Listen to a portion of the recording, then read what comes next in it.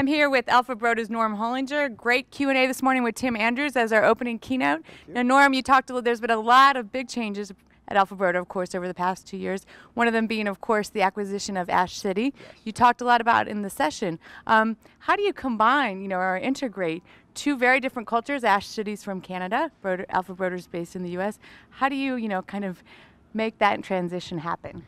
It's easier than it may sound if you follow some of those rules. The old adage of everything I learned in kindergarten is all I need to know about running a business. And I think it's the same thought process. You just be nice to people. You sit down, you listen to them, you let them get to know you so they can build a degree of trust. Once they learn to trust you, when you sit down with them and say, this is what's going to happen, good, bad, or sometimes ugly, they understand and they internalize it and they're willing to be on your team. So the soft sides of the transition have gone much better than we expected. The actual hard operational aspects of it as well. So we're very pleased so far, and we're convinced that if you follow that strategy of just doing the right thing, making people clearly understand that you're looking out for their best interest, things go well.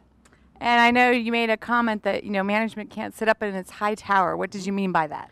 It means you have to be very accessible. It means that, in the morning when you're in the break room getting coffee, when people walk in, make a specific effort to say hi, ask how their weekend was if it's Monday morning, make sure that there are no barriers to people walking into your office, make sure none of those standard executive conference rooms or executive lunch rooms or any of those things.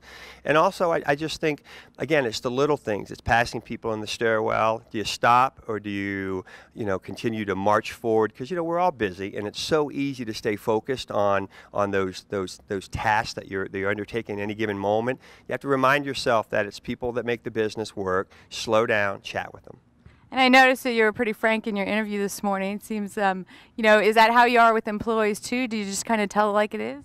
I think that's all you can do. People are smart.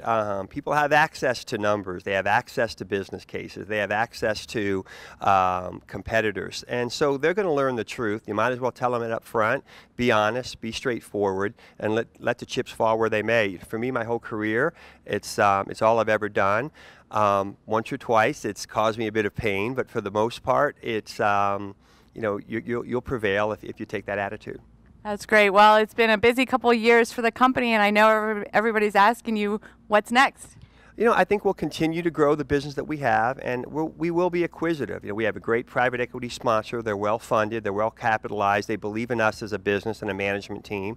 So they've made it clear to us that we have not an open checkbook, but there's room out there for us to find companies that work well and help us be a better solution set for our customers. And I think you'll find us making some moves in the next couple of years while we grow our core business.